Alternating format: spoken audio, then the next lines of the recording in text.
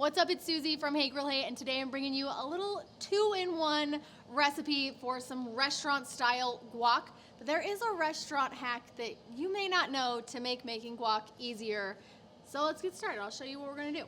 In restaurant life, it's all about using as many ingredients for as many multiple things as you can, because you don't want to overbuy, not be able to use the ingredients you have, and you love to save steps in prep.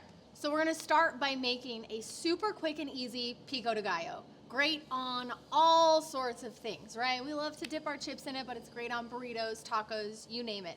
We can use the base of our Pico de Gallo to make a really simple, chunky guac. That way you get 2 toppings with mostly one version of prep, and you get to use the same ingredients twice. Phenomenal at home, even better in a restaurant. But let's throw together our Pico de Gallo first. We're gonna start with some vine-ripened tomatoes. I like to dice these pretty fine because I want it to be scoopable with a chip.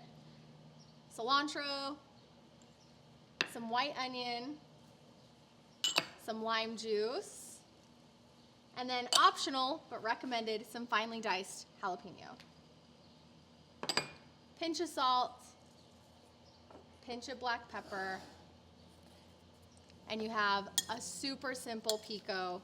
I actually like to mix this, cover it, and let it sit for a couple hours. Let the lime juice and a little bit of salt do some work on those tomatoes and onions, take off that sharp edge and make a really beautiful, well-combined pico.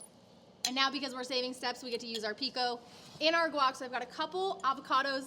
These poor avocados were a little bit firm, but you know what? We diced, we mashed.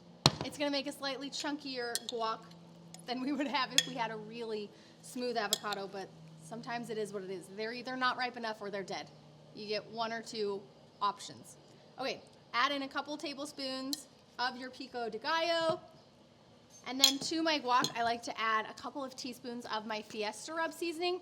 This has a couple different kinds of chili powders, salt, pepper, cumin, garlic, onion powder, and give that a mix. It adds a little extra zhuzh to the guac itself, but you get all of the brightness of the lime, the onion, the tomato from that pico. Now I know that was quick, but it was meant to be because it's easy to throw together 1 round of chopping, make 2 different dishes, and then have yourself a beautiful, lovely little taco night.